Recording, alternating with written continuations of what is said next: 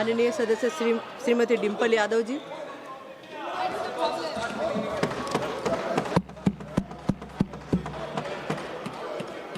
मैं धन्यवाद देना चाहूँगी अध्यक्ष महोदया का, जिन्होंने मुझे इतने महत्वपूर्ण 131वें संविधान संशोधन विधेयक पर बोलने का मौका दिया।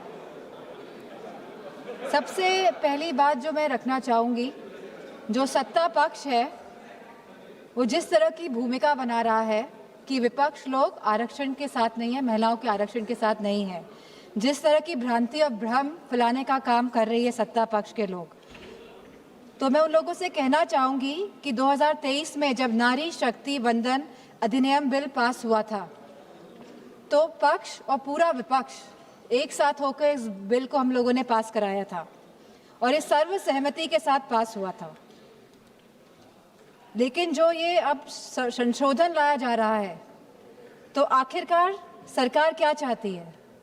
क्या सरकार वाकई में महिलाओं का सशक्तिकरण चाहती है, या इस विधेयक को लाकर, इस संशोधन को लाकर वो खुद के सशक्तिकरण के तरफ काम कर रही है? जब 2023 में विधेयक आया था तब स्पष्ट रूप से लिखा गया था कि जनगणना होगी और समाजवादी पार्टी का ये पक्ष था कि जातिगत जनगणना हो। और कल होम मिनिस्टर साहब ने भी ये बात कही है कि जनगणना कराएंगे, अभी वो घरों की गिनती कर रहे हैं, पिछले 3 सालों में खाली वो घरों की गिनती कर पाए हैं। तो जनगणना होगी, जातिगत जनगणना होगी, उसके बाद परिसीमन होगा और आरक्षण लागू होगा। तो सभी लोग इस बात से सहमत थे। लेकिन 2024 में जब भारतीय जनता पार्टी की सरकार आई और पूर्ण बहुमत की सरकार नहीं पा पाई, सहयोगों के साथ लाई गई ये सरकार, तो जब ये सरकार आई तो 2024 में ही आपने जनगणना क्यों नहीं शुरू कराई? हमारा सवाल ये है। आपने लगभग 2.5 साल निकाल दिए, आपने जनगणना नहीं कराई, क्योंकि अगर जनगणना हो जाती तो आज हम परिसीमन की स्टेज में होते और आरक्षण 2029 तक लागू हो जाता। लेकिन आपकी मंशा ही नहीं थी कि 2029 पे महिलाएं आए और इस सदन में बैठे। अब अचानक ये जल्दबाजी क्यों दिखा रही है 2026 में, जहां अप्रैल का महीना चल रहा है, तो लगातार जल्दबाजी क्यों दिखा रही है? सवाल इस बात पे भी होना चाहिए। तो ये सरकार जल्दबाजी, जो हम समाजवादी पार्टी का मानना है, वह इसीलिए दिखा रही है क्योंकि ये जो डिलिमिटेशन है, जो ये पूरी एक्सरसाइज है, ये सरकार एक हथियार के रूप में प्रयोग करना चाहती है खुद को सशक्त करने के लिए।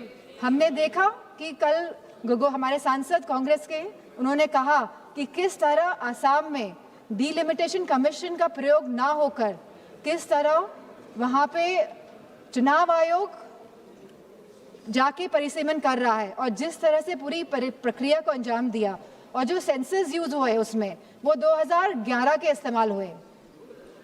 तो कहीं ना कहीं ये बहुत बड़ा प्रश्न चिन्ह उठाता है सरकार पे कि सरकार आखिरकार संविधान में संशोधन क्यों ला रही है, ये संविधान को क्यों बदलना चाहती है, ये क्यों चाहती है कि हमारा संविधान कमजोर हो और सरकार हमेशा सत्ता में बनी रहे।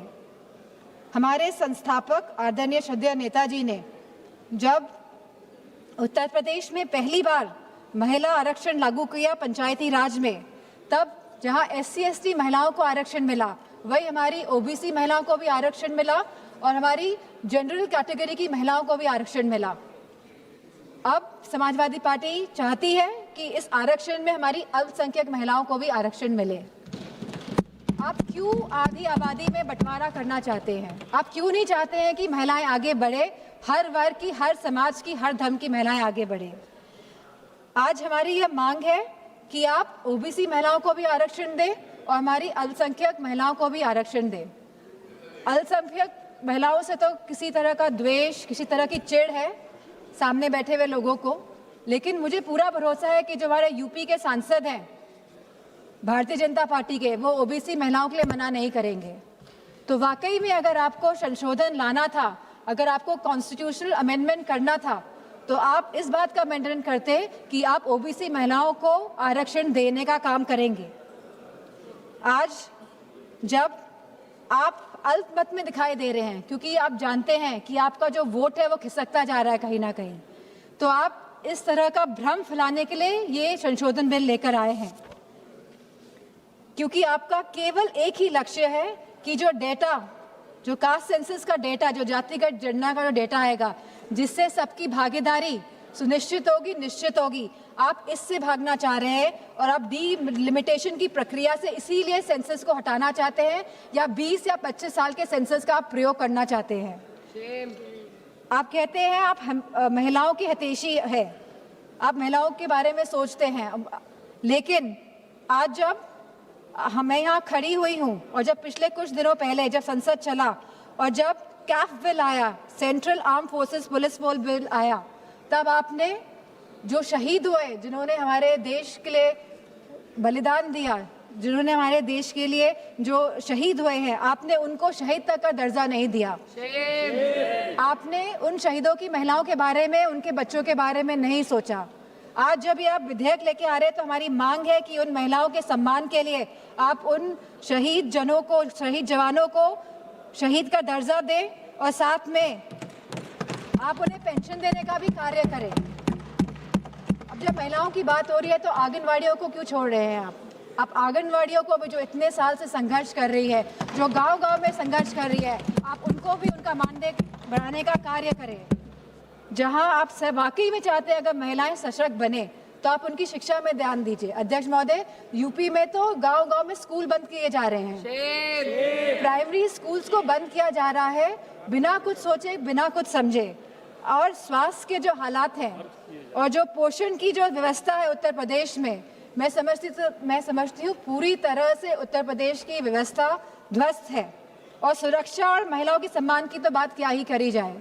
हमने देखा है जिस तरह हाथरस कांड हुआ, जिस तरह भारतीय जनता पार्टी के जो एमएलए सेगर जी का जो पूरा कांड हुआ, और लगातार जो उत्तराखंड में कांड हुआ, जब हमारे सांसद ने एक कविता कह दी तब तो विपक्ष दल की सब सांसदें खड़ी हो गई, उनका विरोध करने लगी, भरपूर तरीके से इन लोगों ने विरोध किया।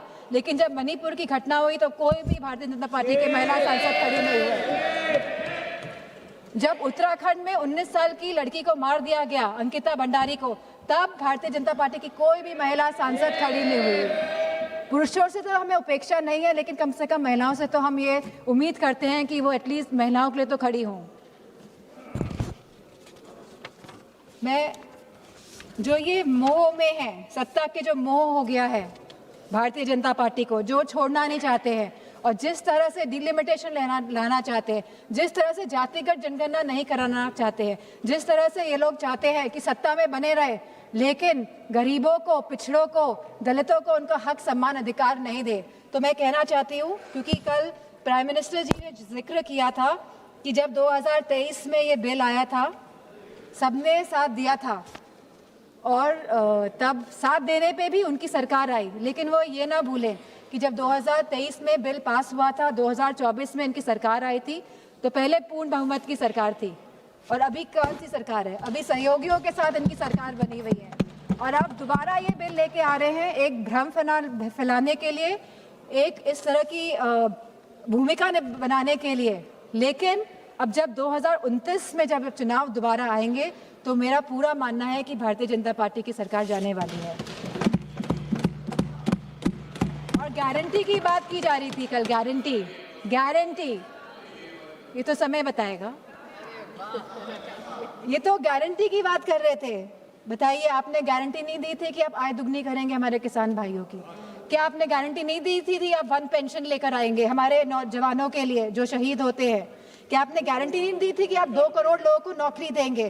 क्या आपने गारंटी नहीं दी थी कि आप मुफ्त सिलेंडर देंगे? क्या आप यूपी में गारंटी देके नहीं आए थे कि होली और दिवाली में आप महिलाओं को मुफ्त सिलेंडर देने का कार्य करेंगे? क्या वहाँ के आवारा पशुओं को आप, उनकी जो समस्या है उसको सुलझाने का काम करेंगे? आपने नोटबंदी में भी गारंटी दी थी कि आप आतंकवाद को खत्म करेंगे। आप सबसे ज्यादा घटनाएं आतंकवाद की अगर हुई हैं तो भारतीय जनता पार्टी की सरकार के समय हुई है, चाहे वो पुलवामा हो, चाहे वो पहलगाम की घटना हो, चाहे वो नक्सलवादियों की घटनाएं हो। सबसे ज्यादा अगर हमारे जवान शहीद हुए हैं तो भारतीय जनता पार्टी के समय में शहीद हुए हैं। नक्सलवाद खत्म हुआ, लेकिन अब शहीदों को शहीद का दर्जा नहीं देंगे, पेंशन नहीं देंगे आप। अब बात करते हैं।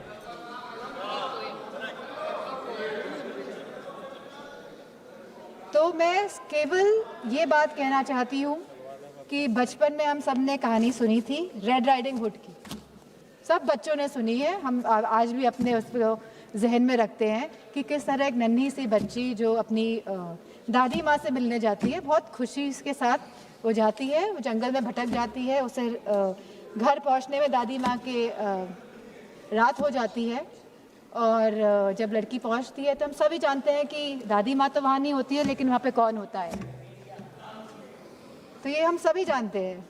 तो ये जो सरकार है, ये डिलिमिटेशन का जो मुखौटा, जो ये आरक्षण का, महिला आरक्षण का जो मुखौटा पहने हुए है कि हम महिलाओं को आरक्षण देने का कार्य करें, लेकिन वाकई में ये डिलिमिटेशन के प्रयोग से अपने आप को सशक्त करने की बात कर रहे हैं। ये चाहते हैं कि सत्ता में बने रहें, ये नहीं चाहते कि जातिगत जनगणना हो, ये नहीं चाहते कि हमारी दलित, ओबीसी माताओं बहनों को, हमारी अल्पसंख्यक बहनों को आरक्षण मिले, वो आगे बढ़े। इन्हीं शब्दों के साथ मैं अपनी बात को समाप्त करती हूँ। धन्यवाद। हमारे लिए सदस्य श्रीमती